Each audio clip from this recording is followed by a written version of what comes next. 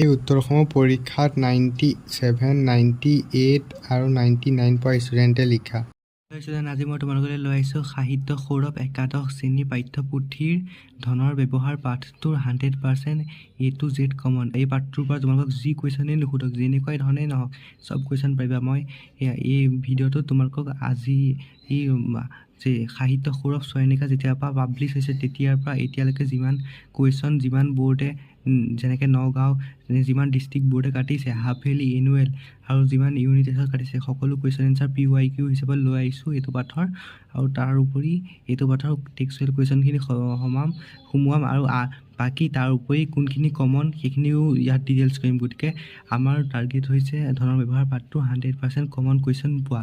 গতিকে অকণো পলম নোকোৱাকৈ পলচন ভিডিঅ'টো আৰম্ভ কৰোঁ। এই ভিডিঅ'টো চালে তোমালোকে 100% কমন পাবা। যদি নোপোৱা আমি তোমাৰ নাম সলাই দিম আৰু বন্ধু বান্ধৱীলৈ শ্বেয়াৰ কৰিবা ভিডিঅ'টো ভাল লাগিলে, আৰু চেনেলটো ছাবস্ক্ৰাইব কৰি দিবা, কাৰণ ছাবস্ক্ৰাইব কৰিলে তোমালোকে লাভ হ'ব। আৰু ইয়াৰ লগতে আৰু এটা কথা কৈ দিওঁ, এই কুৱেশ্যন এনচাৰ সকলো দিয়াৰ উপৰি এই কুৱেশ্যন এনচাৰৰ PDF দি দিম তোমালোকক। PDF ক'ত দিম সেইটো তোমালোকক মই পিছত জনাম। গতিকে এইখিনি তোমালোকে ভিডিঅ'টো চাবা আৰু পৰীক্ষাত কেনেকৈ ধৰণৰ ফ'ল' কৰি কুৱেশ্যন এনচাৰ লিখিব লাগে যাতে নম্বৰ আহে আৰু নম্বৰ কাটিব নোৱাৰে শিক্ষকে, এই সকলো টিপছ এই ভিডিঅ'টোত দিয়া হ'ব। গতিকে অকণো পলম নকৰাকৈ এই পঢ়াচোন ভিডিঅ'টো আৰম্ভ কৰোঁ, আৰু ইয়াৰ PDF পাবলৈ আমি পিছত ক'ম ভিডিঅ'টোৰ শেষৰ পিনে। মানে তোমালোকক ধনৰ ব্যৱহাৰ পাঠটোৰ ইম্পৰ্টেণ্ট টপিককেইটা দেখুৱাম, তাৰ পৰা যাতে কুৱেশ্যন তোমালোকৰ কমন পৰে আৰু এক্সামত প্ৰায় আহি থকা টপিকবিলাক দেখুৱাম। আৰু কুৱেশ্যনটোতো সলনি কৰি আহিয়ে, যেনেকৈ তোমালোকৰ কোনোবা এটা প্ৰশ্ন, সেই প্ৰশ্নটোৰ উত্তৰ একেই কিন্তু প্ৰশ্নটো সলাই আহিব পাৰে, তেনেকেই সেইকাৰণে আমি তোমালোকক পেৰাগ্ৰাফটো দেখুৱাম ক'ৰ পৰা কুৱেশ্যন আহে, যাতে তোমালোকে সলাই আহিলে কুৱেশ্যনটো কৰিব। আৰু তাৰ আগত আমি কৈ দিওঁ যে তোমালোকে আমাৰ PDF ফাইলটো ক'ত পাবা। যদি তোমালোকে ভিডিঅ'টো আগত চাই আছা তেনে লং ভিডিঅ'টো চালে তোমালোকৰ দেৰি হৈ যাব, সেইকাৰণে তোমালোকে PDFটো আমাৰ হোৱাটছএপ চেনেলত পাবা। হোৱাটছএপ চেনেলৰ লিংক পিন কমেণ্টত দিয়া আছে, সেইটো ফ'ল' কৰি ল'বা। তাত লেটেষ্ট আপডেটো দিয়া হয় আৰু বহুত ইম্পৰ্টেণ্ট আপডেট দিয়া হয়, যাতে তোমালোকে HSত ভাল ৰিজাল্ট কৰিব পাৰা। গতিকে হোৱাটছএপ চেনেলটো ফ'ল' কৰাটো তোমালোকৰ ইম্পৰ্টেণ্ট হৈ পৰিছে। চেনেলটো ফ'ল' কৰি ল'বা, আৰু ফ'ল' কৰিবা, নকৰিলে তোমালোকৰ বেয়া ৰিজাল্ট হ'ব। গতিকে বেয়া ৰিজাল্ট কৰিব যদি বিচৰা নাই, হাই ছেকেণ্ডেৰীত ভাল ৰিজাল্ট কৰিব বিচাৰিছা, তেন্তে ইম্পৰ্টেণ্ট হৈ পৰিছে, হোৱাটছএপ চেনেলটো ফ'ল' কৰি ল'বা। লিংক পিন কমেণ্টত দিয়া আছে। এতিয়া তোমালোকক ইম্পৰ্টেণ্ট হেৰিকেইটা এই তোমালোকে প্ৰথমতে পাঠটো নিৰ্বাচন কৰাৰ উদ্দেশ্যটোৰ পৰা এই ব্যাকৰণ, সত্যনাথ বৰা আধুনিক অসমীয়া সাহিত্যত ব্যাকৰণ বুলি কাক কোৱা হয় সেইটো আহে, আৰু লেখক পৰিচয়টোৰ পৰা তোমালোকৰ কুৱেশ্যন আহে। এই লেখক পৰিচয়টো মনত ৰাখিবা। সাৰথি চিন্তা কৰিলে এইখিনি লেখক পৰিচয়টো তোমালোকে মনত ৰাখিবা। আকাশ ৰহস্য 1901 চন গুৱাহাটীৰ পৰা প্ৰকাশ পোৱা জোনাকী আলোচনীখনৰ তেওঁ সম্পাদনা কৰিছিল, এইটো মনত ৰাখিবা। আৰু কৃপণ কোনবিলাক মানুহক কোৱা হয় এইটো চাবা তোমালোকে। এইকেইটা দাগ দিয়াকেইটা প্ৰথমে চাই ল'বা, এইকেইটা এনেকৈ চাই ল'বা। এতিয়া আৰ্হি প্ৰশ্ন দেখুৱাওঁ, এইটো আহিয়ে থাকে প্ৰায়। আয় অনুসৰি খৰচ কৰে অৰ্থ ব্যৱহাৰ মূল মন্ত্ৰ। আৰ্হি প্ৰশ্নৰ তোমালোকৰ প্ৰথমতে আহে কি, তোমালোকৰ কৃপণ লোকৰ দুই ধৰ্ম কি, এইটো আহে, এইটো চাবা। আৰু দৰিদ্ৰ হোৱাৰ চিন কেইটো আহি থাকে, অৰ্থ ব্যৱহাৰ মূল। আৰু মানুহৰ ঋণ কেতিয়া হয় সেইটো নাহে ইমান। 5 নম্বৰটো চাবা, কোন প্ৰকাৰৰ খৰচ গুপ্ত শত্ৰুৰ নিচিনা, এইটো আহি থাকে, এইটো ইম্পৰ্টেণ্ট। এইকেইটা চাবা। আৰু তাৰ লগতে মাজৰ কুৱেশ্যনো মই বনাই থৈছোঁ, নেভাবিবা যে মই এইকেইটাই মাজৰ কুৱেশ্যন দিম। মাজৰ কুৱেশ্যন এক্সট্ৰাকৈ মই বনাই থৈছোঁ, তোমালোকে চাবা। আৰু সেইকেইটাৰো PDF মই হোৱাটছএপ চেনেলতে দি দিম। গতিকে হোৱাটছএপ চেনেলটো ফ'ল' কৰা তোমালোকৰ ইম্পৰ্টেণ্ট হৈ পৰিছে। তোমালোকৰ এইটো চাবা, ধন দুই প্ৰকাৰৰ ব্যৱহাৰ কি কি, ধনৰ দুই প্ৰকাৰৰ ব্যৱহাৰ, এইটো চাবা, এইটো ইম্পৰ্টেণ্ট। কৃপণ লোকে আন মানুহৰ ধন খৰচ কৰিবলৈ কিয় সহিব নোৱাৰে, এইটো চাবা। 3 নম্বৰটো চাবা, আৰু 5 নম্বৰটো চাবা। গড় তোমালোকে 3 নম্বৰটো চাবা। আৰু ধন সুখৰ উপায় নহয়, স্বয়ং ধনেই সুখ, এইটো তোমালোকে ব্যাখ্যা কৰিবলৈ আহিব পাৰে। আৰু তোমালোকৰ পাঠবোধটো তাৰ পৰাও এইটো পঢ়ি থ'বা, এইটো তোমালোকৰ তেতিয়াহ'লে ব্যাখ্যা লিখিবলৈ তোমালোকৰ আহিব পাৰে, ব্যাখ্যাত তোমালোকে ইউজ কৰিব পাৰা। আৰু উপৰিঞ্চি তথ্যখিনি তোমালোকে ইগন'ৰ নকৰিবা, ইয়াৰ পৰা তোমালোকৰ কুৱেশ্যন আহিব। তোমালোকৰ হাফ ইয়াৰলিটো আহিব পাৰে, ইউনিট টেষ্টত ইমান এটা নাকাটে, কিন্তু এনুৱেলতো কাটিব পাৰে। গতিকে তোমালোকে চাই ল'বা। আৰু মই তোমালোকক যোনখিনি কুৱেশ্যন দিম এতিয়া পাঠৰ ইম্পৰ্টেণ্ট, সেই গোটেইখিনি কুৱেশ্যন তোমালোকে চাই ল'বা। আৰু তোমালোকে তাৰ আগতে প্ৰথমতে পাঠটো পঢ়ি ল'বা। আৰু যোনখিনি এতিয়া কুৱেশ্যন দিম সেই গোটেইখিনি কুৱেশ্যন হোৱাটছএপ চেনেলতো মই দি থ'ম PDF বনাই, যাতে তোমালোকে চাব পাৰা। গতিকে হোৱাটছএপ চেনেলটো ফ'ল' কৰি ল'বা। হোৱাটছএপ চেনেলটো ফ'ল' কৰিলে তোমালোকে লাভৰ লিংক পিন কমেণ্ট আছে, তোমালোকে ফ'ল' কৰিবলৈ যাতে নাপাহৰা।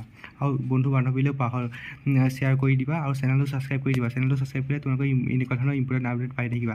আৰু এতিয়া শূন্য শূন্য এটাও কুৱেশ্যন নেৰাকৈ এই পাৰ্টটো আমি কুৱেশ্যনখিনি কৰোঁ আহা।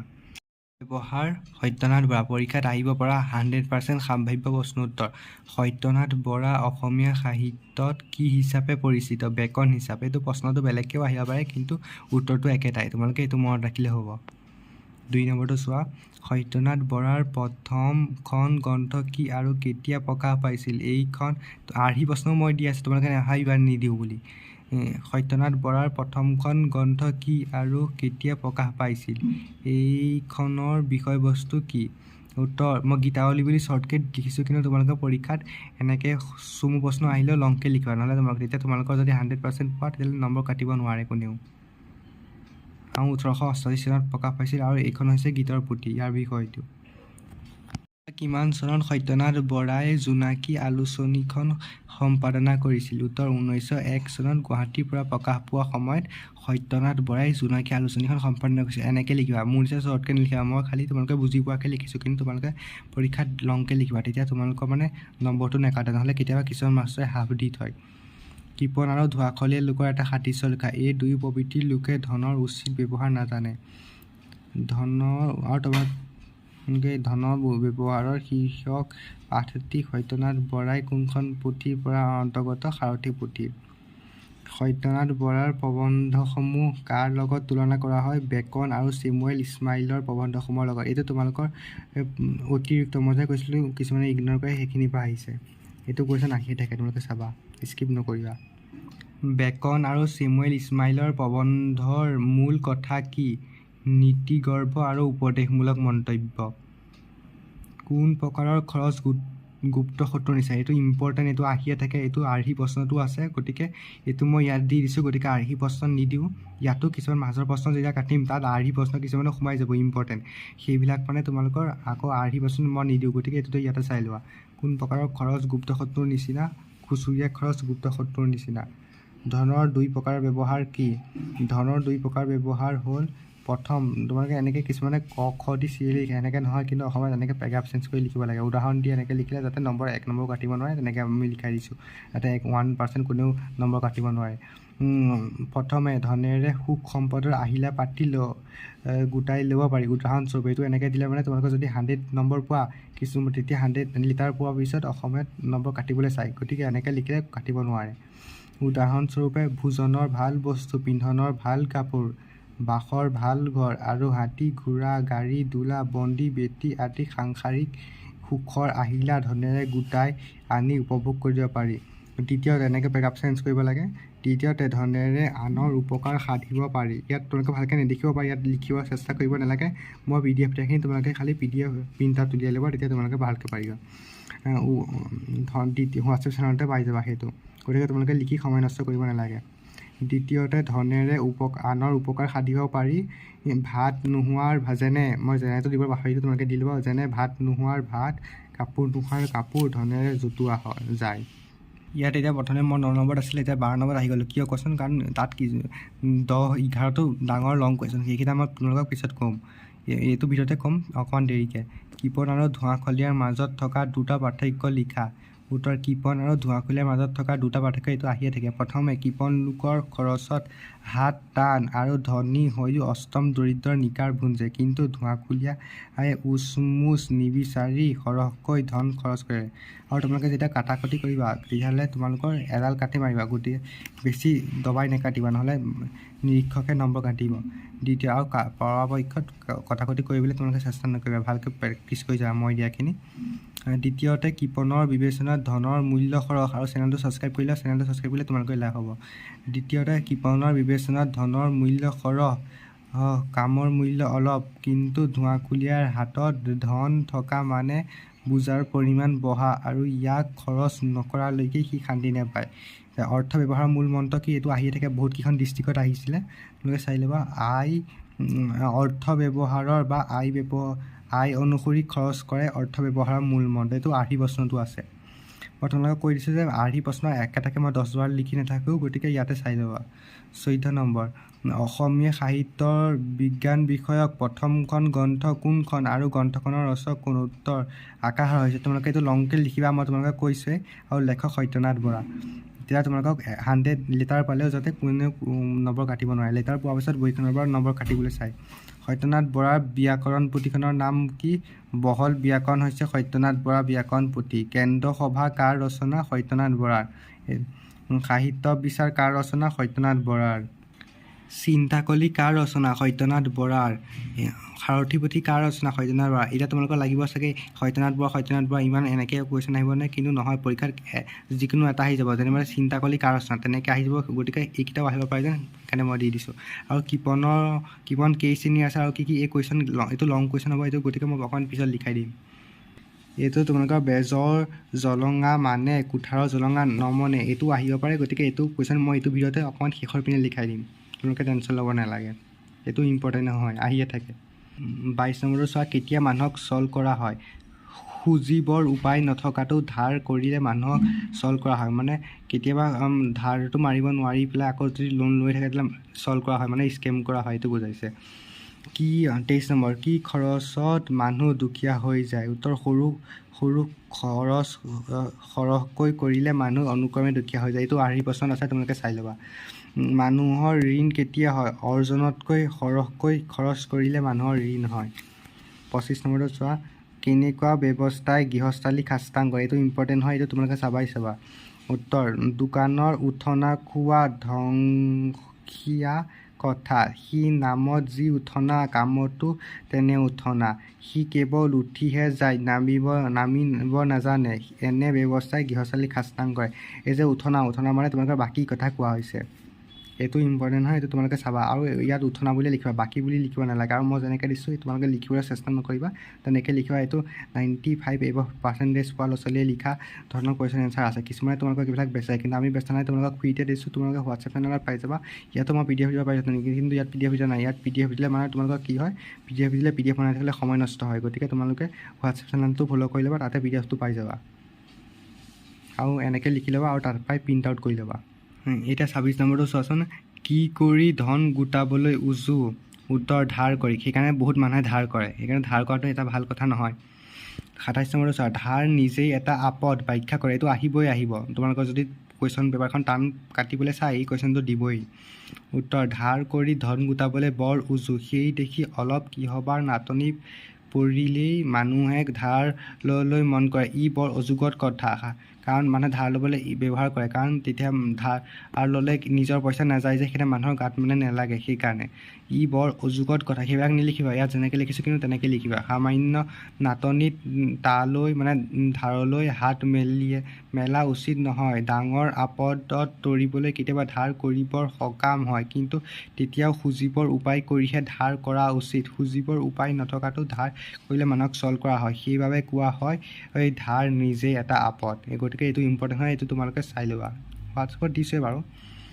28 নম্বৰটো চোৱা, ধনৰ নাটনি এবাৰ খোজা লোকে কি কৰা উচিত? মানে ধনৰ নাটনি এৰাব খোজা লোকে কি কৰা উচিত?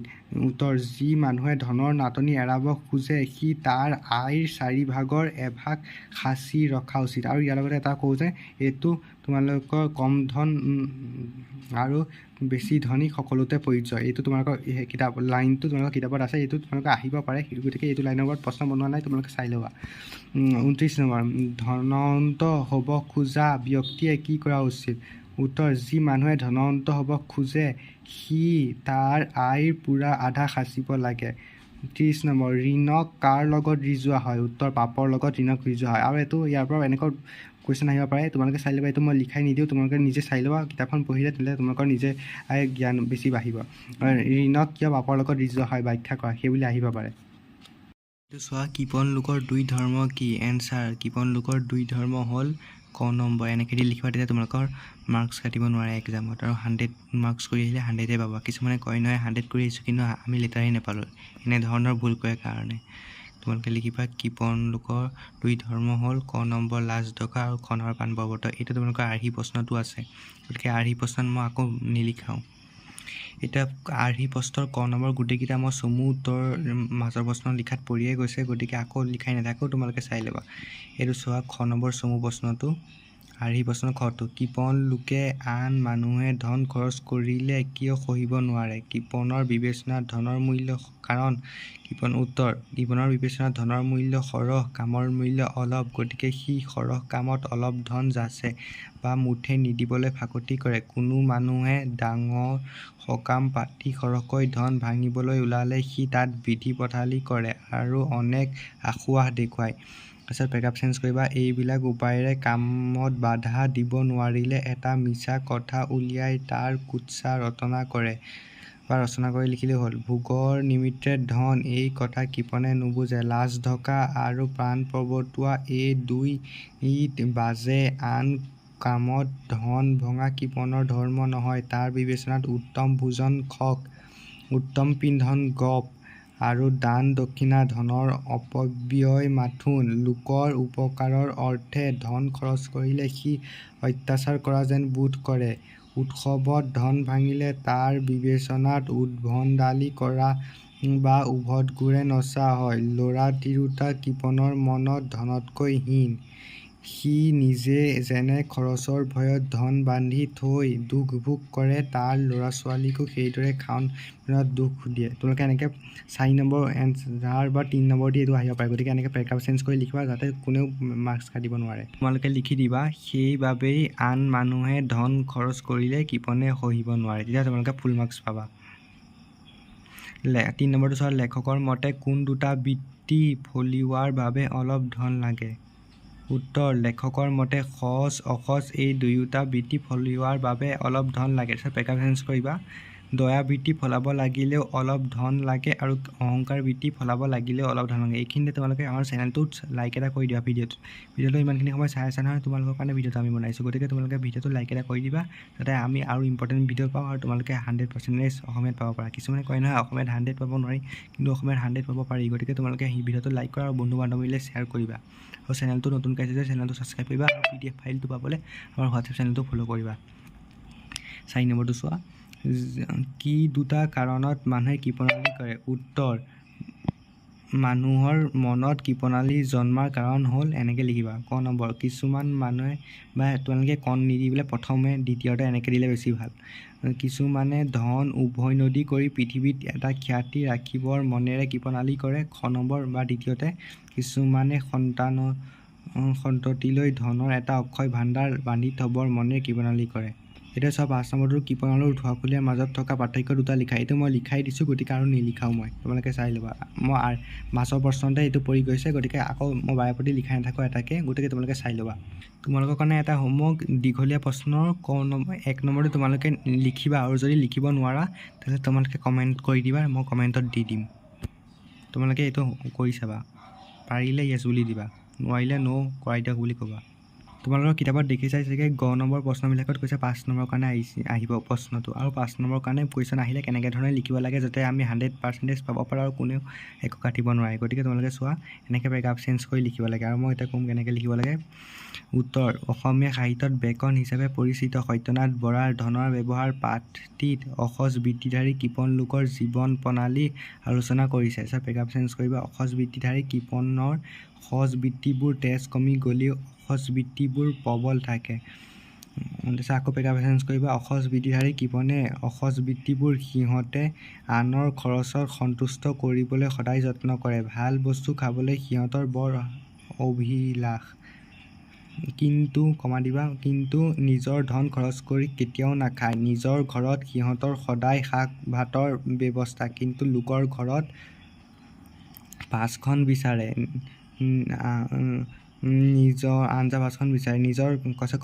নিজৰ কামত খোজ কাঢ়ি এদিনৰ বাট যায়, লোকৰ কামত বাহন নহ'লে এখোজো নলৰে। তাৰপিছত আকৌ পেৰেগ্ৰাফ চেঞ্জ কৰিবা। মুঠ কথাত লোকৰ ওপৰত পালে সিহঁতে ভালৰো ভাল খায়, ভালৰো ভাল পিন্ধে, কিন্তু নিজ খৰচে চলিব লাগিলে মোটা চাউলৰ ভাত খায় আৰু ধৰিয়া সূতাৰ কাপোৰ পিন্ধে, মানে বস্তা সূতাৰ নিচিনা, মোটা সূতাটোক ধৰিয়া সূতা বুলি কয়। খাৱন পিন্ধন সম্বন্ধে এই শ্ৰেণীৰ কৃপণৰ মুখত সদায় দাংকোপ মৰা কথা। সিহঁতে নিজৰ ঘৰৰ আচল অৱস্থা কেতিয়াও সদৰি হ'ব নিদিয়ে, কাৰণ তেনেহ'লে আনৰ ঘৰত দাংকোপ মাৰিবলৈ বা গৰ্ব কৰিবলৈ লেবেল দিবলৈ অসমীয়াত সাধাৰণতে কয়। তোমালোকে লিখোঁতে ডাংকোপ মাৰিবলৈ বুলি লিখিবা, বা দম্ভালি কৰিবলৈ বাট নৰয়, ঘৰত খাৰণীৰে ভাত খায়, বাজত ঘিউৰ ব্যাখ্যা কৰে, মানে বাটত মানুহক তোমালোকে বাজত এনেকৈ মই যি লিখিছোঁ তেনেকৈ লিখিবা, ব্যাখ্যা কৰে। আৰু মানুহ পৃথিৱীত বহুত আছে, সিহঁতৰ বাজৰ ফাল বিতোপন, কিন্তু ভিতৰৰ ফাল কুন্দচ, বাজত বৰ চুৰীয়া ফেৰ, ভিতৰত ঢকুৱাৰ বেৰ। এই ফকৰাটো যদিও মানুহে অকল ভৰকাল দৰিদ্ৰত খটায়, ই কৃপণতো ভালকৈ খাটে। ফুল বচা চৰা ঘৰ, স্বৰ্গ দেখা বৰ ঘৰ, এনেকুৱা গৃহস্থালী বহুত কৃপণৰ দেখা যায়। ই কৃপণালীৰ ঢাকন। এই শ্ৰেণীৰ কৃপণে সামান্য বস্তুক ভৰকীয়া নাম দিয়ে। ভগা খাটৈক পালেং, ভগা কাঁহীক মাইহাং আৰু ফটা কঢ়াক নিহালী বুলিহে ব্যাখ্যা কৰে। মানে নিহালী মানে তোমালোকৰ বিচনাতকৈ অকণমান চাপৰ, সেইবিলাকক নিহালী বুলি কয়। 3 নম্বৰ, মানুহে মই কৈছিলোঁ নহয় এইটো আহিব পাৰে, এইটো আৰ্হি পচন্দ আছে, দেখিলা। 3 নম্বৰ, মানে আমাৰ গোটেইকেইটা পাঠত যি কাটিব পাৰে গোটেইকেইটা কুৱেশ্যন আমাৰ মাজৰ পৰা পৰি গৈছে। তোমালোকৰ 100% নিশ্চিন্ত থকা ইয়াৰ পৰাই পৰিব। আৰু চেনেলটো ছাবস্ক্ৰাইব কৰিলে আৰু হোৱাটছএপ চেনেলৰ PDF-টো ল'বাই ল'বা। 3 নম্বৰ, মানুহে ঋণক কিয় পাপৰ লগত ৰিজায়? উত্তৰ, ঋণক মানুহে পাপৰ লগত ৰিজায় আৰু কওঁতে ঋণ পাপ বুলি কয়, কাৰণ পপীয়ে মানুহৰ দৰে ঋণ পাপ বুলি কয়। আৰু কাৰণ পপীয়ে মানুহৰ দৰে ঋণী মানুহেও দীৰ্ঘকাল দিবা বহুত লাঞ্ছনা ভোগ কৰে। ধনী মানুহে সমাজত গৰিহণা খায়, মান মৰ্যাদা হেৰুৱায় আৰু সিহঁতৰ মনৰ সুখ শান্তি নাইকিয়া হয়। ঋণক ব্যাধিৰ লগত ৰিজায়, কাৰণ ব্যাধিৰ লগত ঋণৰ বহুত মিল আছে। ব্যাধিয়ে মানুহৰ তেজ মাংস ক্ষয় কৰে। ঋণী অৱস্থায়ো এনেকৈ তোমালোকে চাই ল'বা, ঋণে অৱস্থা ক্ষয় কৰে, আৰু এইটো শুদ্ধ আছে দেই, ঋণে অৱস্থাৰো ক্ষয় কৰে, অৰ্থাৎ অনুক্ৰমে অৱস্থাহীন কৰি নিয়ে। ব্যাধি এবাৰ হ'লে গুচাবলৈ টান, ঋণো এবাৰ হ'লে গুচাবলৈ টান। ব্যাধি অনুক্ৰমে বাঢ়ি যায়, ঋণো অনুক্ৰমে বাঢ়ি যায়। ব্যাধি থাকিলে শৰীৰৰ উদগতি নহয়, ঋণ থাকিলে অৱস্থাৰ উদগতি নহয়। এনেকুৱা ঋণ ব্যাধি পৰাপক্ষত চপাই ল'ব নালাগে। আকৌ বেক আপ চেঞ্জ কৰিবা। ঋণে মানুহক খৰচীও কৰে। দুখৰ ধন খৰচ কৰোঁতে মনত যেনে চিন্তা হয়, ঋণৰ ধন খৰচ কৰোঁতে তেনে চিন্তা নহয়। লাষ্টত তোমালোকে এষাৰি লিখি দিবা, মই লিখিবলৈ পাহৰিলোঁ। সেইবাবে মানুহে ঋণক পাপৰ লগত ৰিজায়। তাৰপিছত তোমালোকে 100% মাৰ্ক পাবা। যদি 5 নম্বৰ আহে 5 পাবা, 3 নম্বৰ আহিলে 3 পাবা, কোনেও কাটিব নোৱাৰে। তাৰপিছত তোমালোকে 4 নম্বৰটো চোৱা, লেখকৰ দৃষ্টিত ধৰা পৰা কৃপণৰ সংজ্ঞা সম্বন্ধে আলোচনা কৰে। এইটো ইম্পৰ্টেণ্ট আছে, এইটো তোমালোকে চাবা। উত্তৰ, আৰু বহুত মই 100% পোৱাকৈ লিখিছোঁ, কোনেও কাটিব নোৱাৰে। কৈছোঁ নহয়, কোনেও কাটিব নোৱাৰে।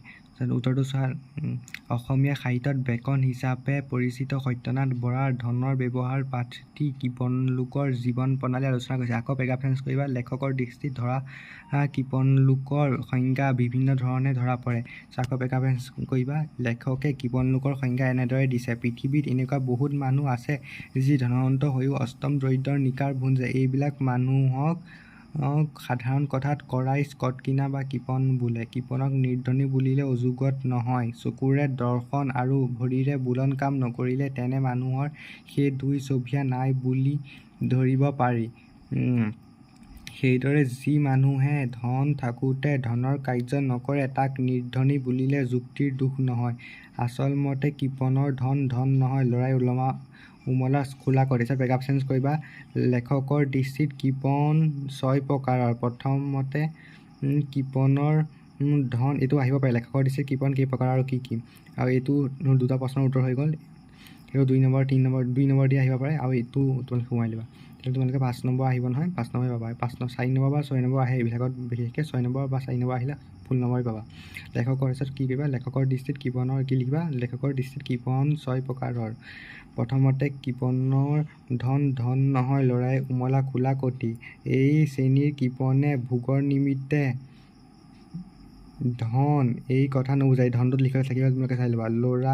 ল'ৰা তিৰোতা কৃপণৰ মানত ধনতকৈ হীন। তেওঁলোকে ধন খৰচ হোৱাৰ ভয়ত নিজে দুখ কষ্ট ভোগ কৰে আৰু ল'ৰা ছোৱালীকো সেইদৰে খান পিননত দুখ কষ্ট দিয়ে। বেকআপ চেঞ্জ কৰিবা। দ্বিতীয়তে, অসৎ বৃত্তিধাৰী কৃপণ লোকে ভাল বস্তু খাবলৈ অভিলাষ কৰে, কিন্তু নিজৰ ধন খৰচ কৰি ভাল বস্তু কেতিয়াও নাখায়।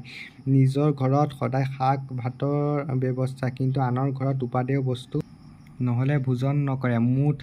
মুঠতে লোকৰ ওপৰত পালে সিহঁতে ভালৰো ভাল খায়, ভালৰো ভাল পিন্ধে, কিন্তু নিজৰ ঘৰত চলিব লাগিলে মোটা চাউলৰ ভাত খায় আৰু ধৰীয়া সূতাৰ কাপোৰ পিন্ধি দিন কটায়। খাৱন পিন্ধন সম্বন্ধে এই শ্ৰেণীৰ কৃপণৰ মুখত সদায় ডাংকোব মৰা কথা। সিহঁতে নিজৰ ঘৰৰ আচল অৱস্থা কেতিয়াও সদৰী হ'ব নিদিয়ে, কাৰণ তেনে হ'লে আনৰ ঘৰত দম্ভালি মাৰিবলৈ বাট নৰয়। আকৌ বেকআপ চেঞ্জ কৰিবা। আন এক শ্ৰেণীৰ কৃপণ আছে, যি ধন উভৈনদী কৰি পৃথিৱীত এটা খ্যাতি ৰাখিবৰ মনেৰে কৃপণালি কৰে। আকৌ বেকআপ চেঞ্জ কৰিবা। আকৌ এক শ্ৰেণীৰ কৃপণে সন্তান সন্ততিলৈ